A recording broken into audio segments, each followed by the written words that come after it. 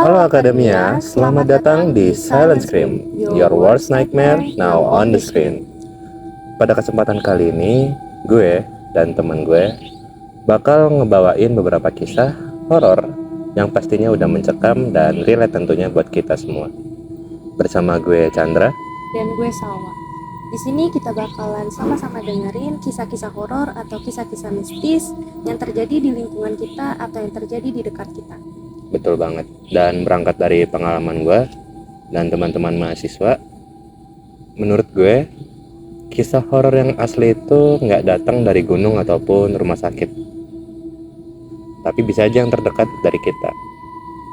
Soalnya ya gue sebagai anak kos ngerasa kalau cerita horor di kosan itu bakal selamanya ikonik.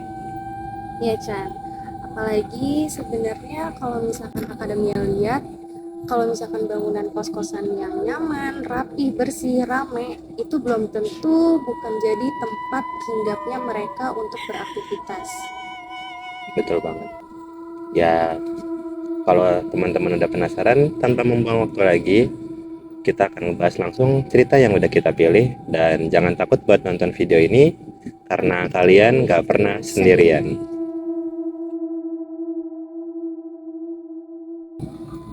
Cerita pertama datang dari beberapa kosan yang ada di Serang, dan juga gue pernah ngalamin hal ini. Jadi ceritanya pas gue masih semester 1, kan gue sebagai penghuni baru. Nah di situ gue setiap kali nyapu di pagi hari, pasti gue bakal nemu sehelai dua helai rambut. Jadi awalnya gue mikir itu adalah sapu ijuk gue sendiri yang copot.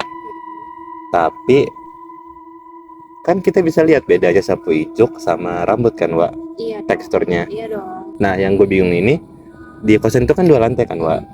Nah di situ lantai 1 itu full buat cowok khusus. Oh, jadi beda nih ya. Beda. Cewek sama cowok. Dan lantai 2-nya itu full cewek, nggak boleh ada yang kesana dan kemari. Nah jadi gue sempat bingung aja, kok ini rambut siapa gitu, dan ngapain depan kamar gue gitu. Nah di situ gue mulai nanya teman-teman kosan gue udah mulai akrab kan. Gue ketemu orang temen gue udah semester 10, lebih lama dari gue. Dia bilang itu sih biasa kalau buat penghuni baru, karena kayak apa ya, gue nggak tahu mau dibilang Mungkin pengenalan. mungkin. Tapi temen-temen lo pernah nggak sih ada yang ngerasain juga kejadian kayak lo kayak gitu? Kalau menurut gue kayaknya mereka at some point pernah ngerasain di saat mereka baru datang. Dan gue pernah dengar cerita dari temen gue ini, penghuni yang dulu itu sebelum jauh di gue itu ada yang pernah ngeliat sekelibat lah ya, dimana jadi lantai 1 kan cowok, kita kalau ngaca itu harus keluar semua karena ada kaca di sebuah pilar gitu. Pilar kaca bersama lah ya. Betul. Kaca bersama di kos buat anak cowok. Betul. Dan orang ini pintunya pas depan pilar ini. Keluar kamar langsung pilar itu. Kaca. Nah, dan di situ cerita ini kayak udah turun temurun di kosan itu, kalau dia ngelihat ada perempuan nyisir. Oh. Itu Ya, siapa Chan? kurang tahu. Semoga itu pertanda baik buat kita semua. Ya, atau pengenalan buat mereka ke anak-anak kos kalau nggak boleh sembarangan bahwa mereka itu ada, jadi nunjukin eksistensinya mungkin ya. Mungkin juga. Jadi gimana menurut akademia semua? Oke Chan, kita udah masuk ke cerita kedua nih ya. Di cerita kedua ini itu bukan datang dari pengalaman gue sendiri, karena gue bukan anak kos, jadi gue nggak bisa ngalamin hal-hal kayak anak kos yang horor-horor kayak gitu Chan. Nah tapi gue ini pernah baca, pernah lihat, ini pernah viral di X. Nah jadi ini tuh ada seorang pria, jadi sebelumnya itu si pria ini tuh ada di Jepang, lebih tepatnya di Fukuoka, Jepang. Oke. Jadi dia itu tinggal di kosan flat gitu loh. Oh, setahu gue flat itu iya dia khusus buat pekerja gitu nggak sih? Iya kayak gitu. Nah jadi dia itu selalu ngerasa ada yang aneh selama setahun terakhir itu. Nah karena barang-barangnya itu suka pindah-pindah sendiri, suka berserakan, pokoknya nggak sesuai tempat deh.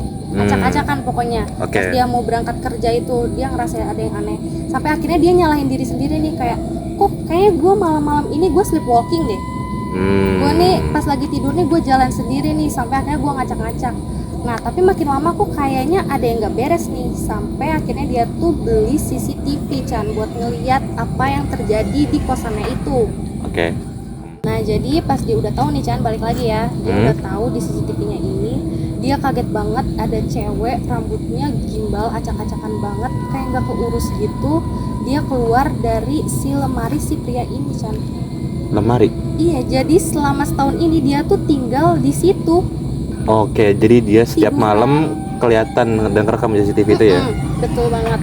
Sampai dia kaget banget karena si cewek ini tuh nggak kayak biasanya gitu loh. Dia berdiri di atas meja makan, dia nyalain TV, dia diem di dapur, dia kayak naik-naik gitu loh Chan. Tapi ini tuh setan atau apa, Wak? Nah jadi gini, dia itu pas tahu itu dia langsung lapor ke polisi nih. Ini tuh sebenarnya apa gitu kan? Iya.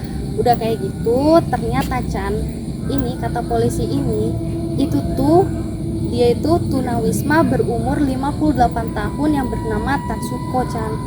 Jadi itu tuh orang, lo selama ini ngira lo tuh tinggal sendiri, tapi ternyata ada orang lain yang tinggal bareng sama lo dan usianya udah tua dan Penampilannya ya penampilannya kayak nggak keurus gitu Chan. itu jauh lebih serem dari setan. Udah kayak gitu dia tuh si Tatsuko ini dia menyatakan kalau dia itu nggak pernah ngambil barang-barang berharganya, jadi cuman numpang hidup di situ.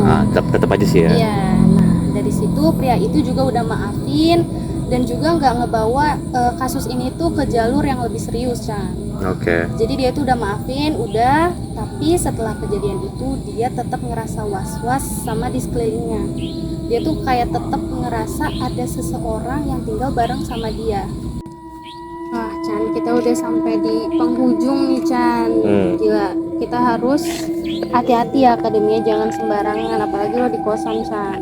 Tenang aja, karena emang seharusnya orang-orang yang ngekos tuh udah pada pamaturan semua. Mungkin emang ada orang yang ngalamin, tapi dengan pengalaman kita belajar. Dan semoga nggak ada yang kenapa-napa ya ke depannya. Nah buat akademia semua, jangan lupa cek semua sosmed IG kita, yaitu tirta.fm. Ada juga Twitter Tirta FM, Spotify Tirta FM, TikTok Tirta FM _ YouTube Tirta FM, dan juga streaming platform kita yaitu di bit.ly/on_tirta_fm. Dan segitu aja dari gue dan teman gue. Jangan lupa untuk selalu berhati-hati dalam keadaan apapun, karena mereka ada di mana-mana. Gue Chandra, dan gue Salwa. pamit undur diri. Sampai jumpa.